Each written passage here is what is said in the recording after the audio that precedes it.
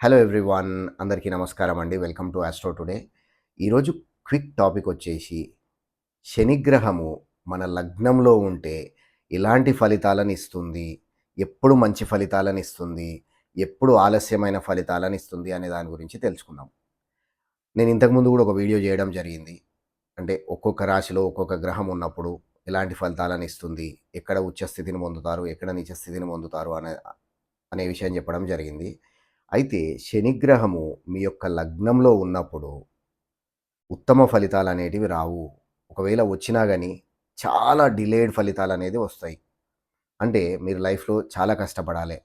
కష్టపడ్డ తర్వాత మీకు మంచి ఫలితాలనేది రావడం జరుగుతుంది. కానీ ఈజీ సక్సెస్ అనేది మాత్రం డెఫినిట్‌గా రాదు.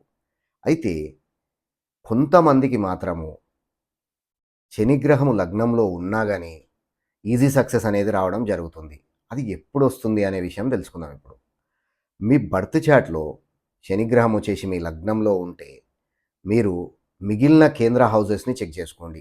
అయ్యేంటివంటే 4థ్ హౌస్, 7థ్ హౌస్, 10థ్ హౌస్.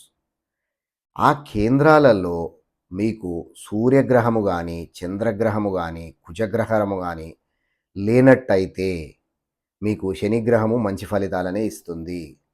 అదేవిధంగా అదే కేంద్ర హౌసెస్‌లో 4థ్ హౌస్, 7థ్ హౌస్, 10థ్ హౌస్‌లో అసలు ఏ గ్రహాలు లేకపోయినప్పటికీ మీకు శనిగ్రహము అత్యుత్తమ ఫలితాలనేది ఇవ్వడం జరుగుతుంది. మీ యొక్క బర్త్ చార్ట్‌లో శనిగ్రహం ఎక్కడ ప్లేస్ అయ్యుంది, మీ లగ్నంలో ఉందా, మీ మిగిలిన కేంద్రాలలో ఏ ప్లానెట్స్ ఉన్నాయి అని తెలుసుకోవాలంటే డిస్క్రిప్షన్‌లో ఇచ్చినటువంటి మా యొక్క ఈమెయిల్ అడ్రెస్‌కి మీ డీటెయిల్స్ పంపండి. మేము నామినల్ కన్సల్టేషన్ ఫీ చార్జ్ చేసి మీకు ఆస్ట్రాలజికల్ రిపోర్ట్ అనేది ఇవ్వడం జరుగుతుంది. So thank you so much for watching my video అండి. That's a quick prediction for today. I'll see you later.